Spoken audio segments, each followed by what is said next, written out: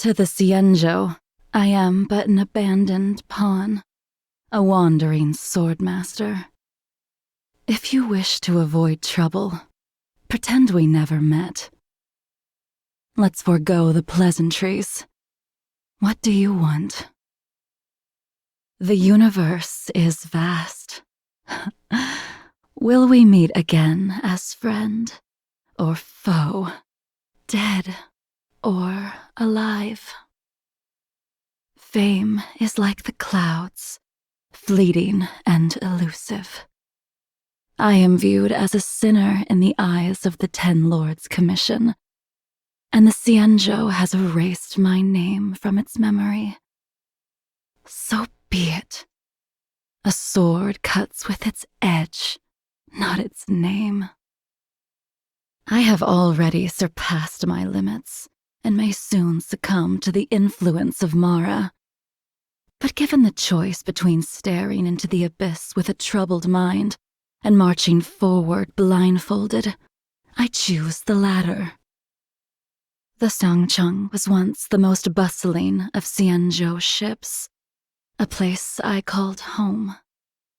But when it was devoured by an incarnosphere bred by the plague's author, the long-life species had to face the truth that their lives were but a grain of sand in the river of time. Techniques relying solely on the physical form are but second-rate disciplines. Similarly, swords forged with mortal steel don't serve me well.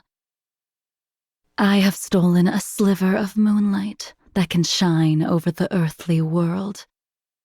A sword I control with ease. Let me think. In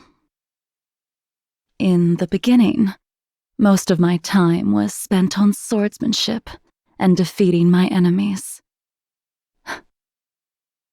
Later, I found myself indulging in all manner of wines that Bai Heng brought to me from different planets.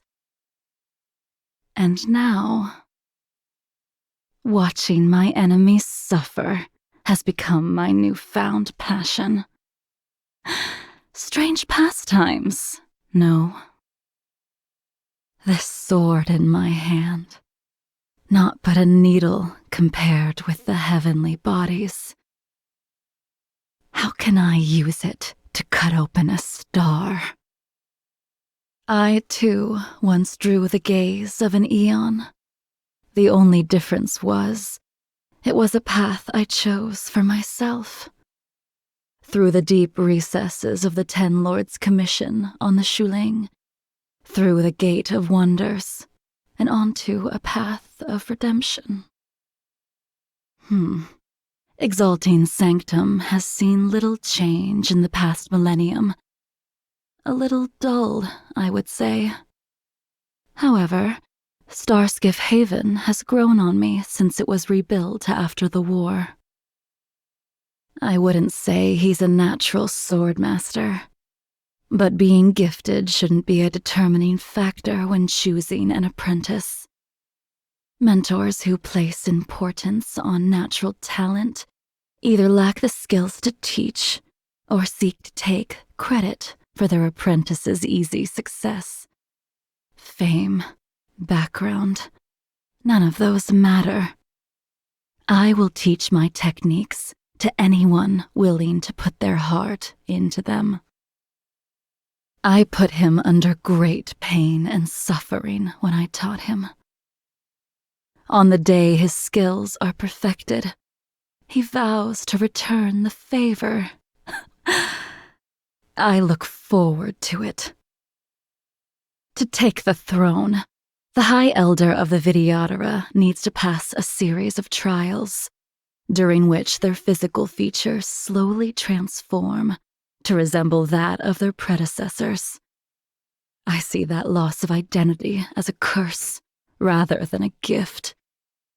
He managed to break free eventually, but should have done it in a different way. We talked about the stars we flew past, the views we saw together, and the dangers we escaped. But I can't remember the details. The things we said and did together have all been shrouded in a layer of mist. A mist I cannot see through. He is still a fledgling, but I see great potential. Still, one cannot truly understand swordsmanship without sustaining injury and drawing blood in the thick of battle. He is just like me. There is a hole in his heart. No matter what he does to fill it, the hole remains. The harder he tries, the more exhausted he becomes. The blade's reflection illuminates the past. If I am to cut through the heart of a star, more time is needed. Pushing my limits is what made me who I am today. I will not stop here. There is a story in every scar. Young man, show me your progress. Break the enemy's strategy, Jing Yuan. That's what you always did best. In Bibiter Lune, it feels like an age since we stood shoulder to shoulder. That broken sword. You don't want to let go of the past, do you, Blade?